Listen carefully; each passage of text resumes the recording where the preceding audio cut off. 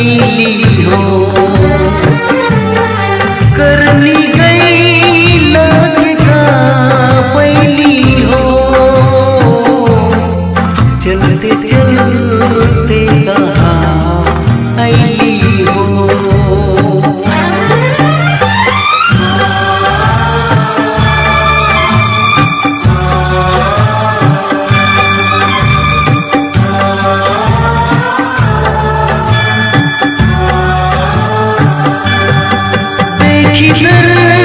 पंडरा गईली हो। चलते चलते कहाँ ऐली हो।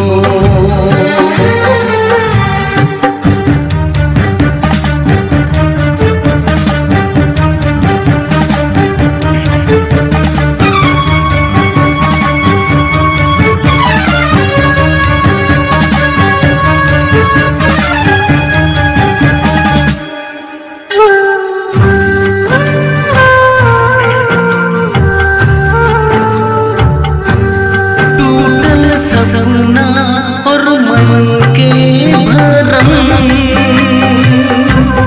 आपन करनी पर बाटे शरम। टूटल सपना और मन के भरम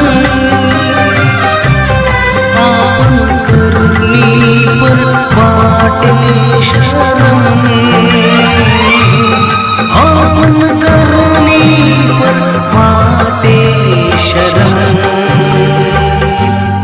जिंदगी खंडर बना ली हो। चलते चलते कहाँ ऐली हो। करनी गई लागे का पैली हो। चलते चलते कहाँ ऐली हो।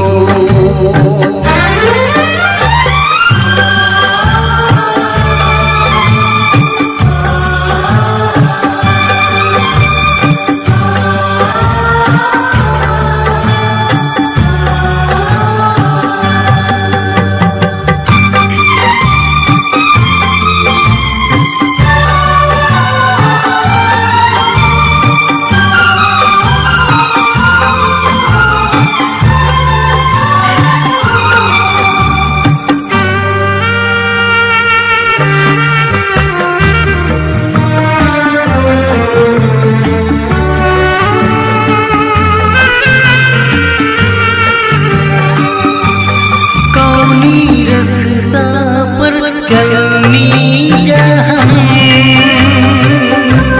मंजिल आइल न रस्ता खत्म। कौनी रस्ता पर चलनी जहाँ मंजिल आइल न रस्ता खत्म। मंजिल रस्ता खत्म।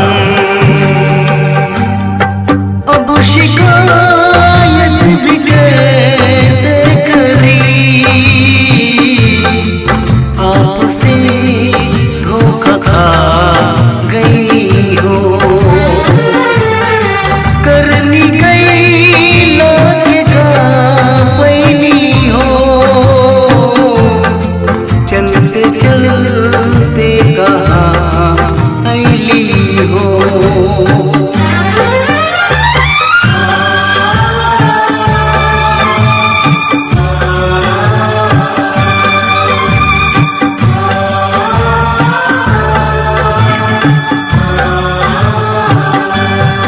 देखी पंडरा गईली हो।